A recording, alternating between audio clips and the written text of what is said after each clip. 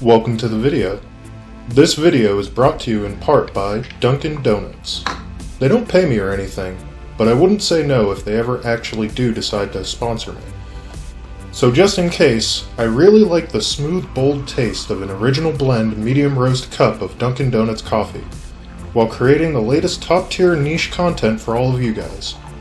So for the finest cheap cup of coffee you can buy in mass production, America runs on Dunkin'.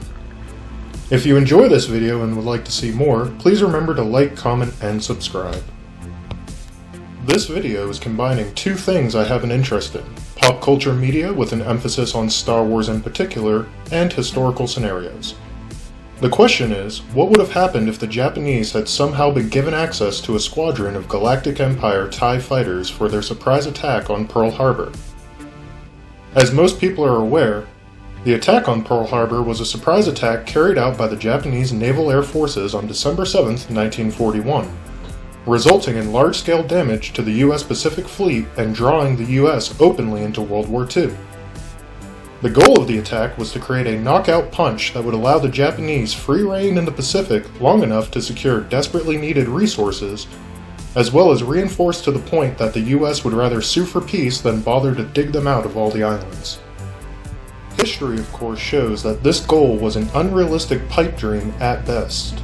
The Japanese did gain about 6 months of relatively unobstructed operations. It just simply was nowhere near enough time to actually stand against the industrial and military might of the United States.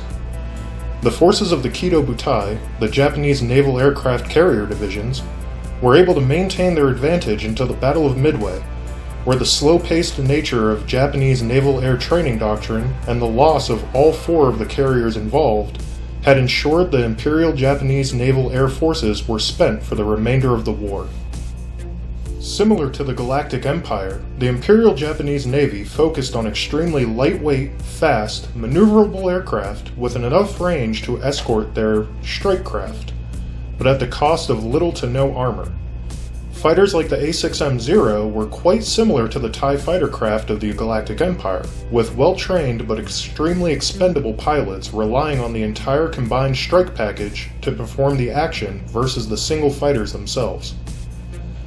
The combat doctrines of both, especially the Japanese at Pearl Harbor, were focused on securing air and space superiority, then attacking any targets of opportunity that arose. Because of this, the vastly superior TIE fighters would have made an impressive addition to the Japanese attack, though likely without changing the course of the overall war.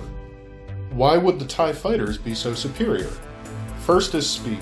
At 1,200 km per hour compared to the 565 km per hour of the Zero, already a fast fighter during the early war, the TIEs would be able to take off well after the initial strike group and still arrive on target with time to spare. Their armor, while it was considered inferior within their own universe, suitable only for stopping minor space debris, would be excellent for the flak and machine gun bullets of the day, which can be expected to contain even less kinetic energy than space debris does. Because of this, it is likely nothing smaller than a 5-inch dual-purpose anti-aircraft gun would be suitable to bring down a TIE fighter during the attack itself. Their weapons are also extremely powerful comparatively, being shown to be able to damage and destroy other fighters with minimal hits, and in media such as Star Wars Rebels, they're able to destroy light tank equivalents pretty easily. While this may be insufficient to defeat the more heavily armored sections of the warships they would be fighting, especially while the fighter remains moving, it most certainly is enough to defeat the lightly armored sections of those ships that would be covering the outside armored critical infrastructure, as well as the lightly armored supply depots around the base. Finally, the TIE fighters lack the ammunition and fuel requirements of the planes of the time, meaning they can linger on station firing continuously without fear of their fuel and ammunitions running out, certainly for that one sortie at least, though long-term fueling would likely become a major issue. Next, we will look at the tactics of the Kido Butai. The Japanese Naval Air Forces would often use rotational squadrons combined with a strong escort of long-range fighters. Strike craft were divided into 2 main groups during World War II, dive-bombing VALs and torpedo or level-bombing Kates. The torpedoes for the attack on Pearl Harbor were actually specially modified for the shallow depths of the harbor itself, while the entire strike force had run training missions at a similar harbor located in Japan. A given carrier in the Kido Butai would launch all of one type of strike craft for the first wave, then the second wave would use all of the other attack craft, while all of the carriers would contribute some of the escort fighters for the wave. In the attack on Pearl Harbor, the flagship, Akagi, would launch all of its Kate torpedo bombers in Wave 1, then all of its Val dive bombers for Wave 2. This pattern was repeated across all 6 carriers, which ended up having 2 fully balanced strike waves supported by long-range escort fighters, giving nearly 200 craft per wave. This allowed the air crews themselves to only focus on arming and deploying one type of strike craft at a time, allowing them to keep their deck space clear and focused on one task, giving the early Japanese very high efficiency in their carriers compared to the rest of the world at the time. Where would the TIE Fighters fit in then? Similar to the escorting Zeros in real life, the TIEs would likely be used as an initial screening force for the attack itself. Due to the psychological effects of having supersonic strafing runs, they would likely scream in shortly before Wave 1 began its attack and start targeting the airfields. As in real life, the suppression would likely have a large impact on the response time of the Americans. The destruction would also likely be vastly increased, since they would be able to fire more of their low-level destructive blasts continuously throughout the attack. Due to their high speed, the American anti-aircraft fire would likely be completely ineffective, with possibly 1 or 2 shot down more from luck than any actual intent on the part of the Americans.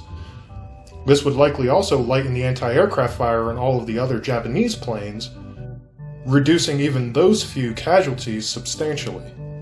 This would likely also increase the likelihood of a possible Japanese Wave 3.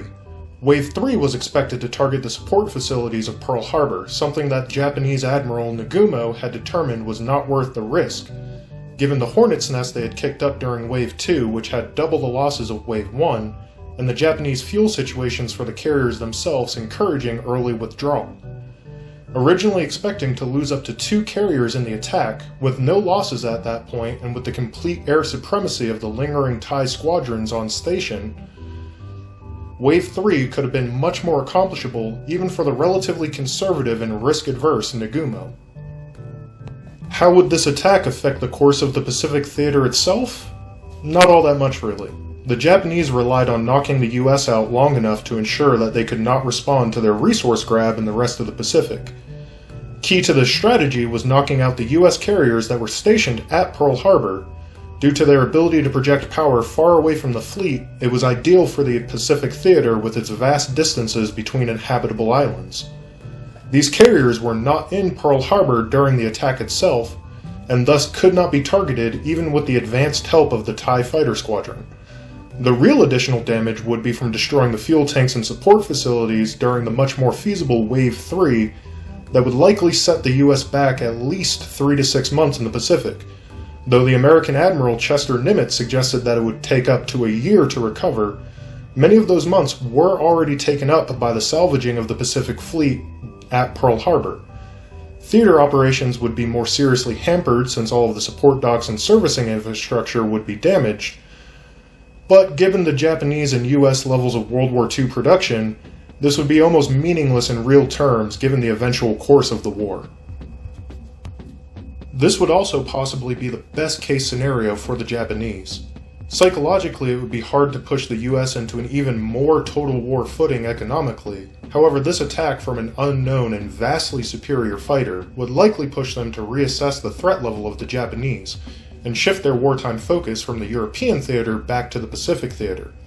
In real life, the Pacific tended to be put on the back burner in favor of the European theater as the larger overall threat. In this alternative scenario, the US would be treating the Pacific as an existential threat due to the existence itself of the TIE Fighters. Such an early and commanding technological edge would be impossible to ignore, and despite the low numbers of such craft available to the Japanese, their elimination, recovery, and/or study would likely become the absolute top priority for the US. These fighters would also likely drive a massive shift in American anti-aircraft artillery doctrine. Pearl Harbor itself had already seen a major shift in that AAA doctrine, with a massive increase across the fleet afterwards as the Americans realized the power of naval air force. And this was for planes that could be intentionally shot down at the time. Given the TIE Fighters, it is likely the US would be pushing an even further development of AAA, something that late war would likely seriously diminish the already mostly ineffectual Japanese air power. Now we ask, what would happen to the TIE Fighters themselves? Since long-term they would have no likely source of fueling or spare parts, and certainly no way to replace their losses, the TIE Fighters would likely simply just stop flying one day, be that a week, a month, or 6 months after their first attack. The Americans would likely capture at least one, given during the war itself the US intelligence apparatus was vastly more effective than its Japanese equivalent. Assuming the Japanese kept them in forward locations, this would likely happen in under a year. If they were moved back to the Japanese home islands for study or to deny them to the Americans, then they would likely be captured post-war. Given the technologies are based on 1970s future, they would likely be relatively reverse engineerable to the 1940s technological base. They would be providing a leap forward in computer miniaturization, even if just as a proof of concept that computers were the way to go. Lasers as a concept itself, though probably not directed energy weapons since you wouldn't have to ban a gas available. Engines, though again more as a proof of concept, because ion engines are currently attainable with today's technology, we just lack the ability to make them very powerful. Sensors, since they are solely electronic, this would probably be the most likely technology to be adapted. And power generation, though again likely as a proof of concept since they would lack the fuel to actually run the power generators. This would likely give America a huge boost in the upcoming Cold War. The Japanese themselves would likely be unable to exploit the TIE Fighters due to their already severe resource shortages before and during the war that led to the war itself. Finally, I'd like to thank everyone for watching. If you like these videos and would like to see more, please remember to like, comment, and subscribe, and if you have someone you think would really like to see these videos, please remember to share it with them. While I'd much rather live in a world where content speaks for itself and only for itself, this is not the world of current YouTube. With this type of niche content, the only way for people that would enjoy it to actually ever see it is if viewers like you guys engage and share it. Again, thank you for watching.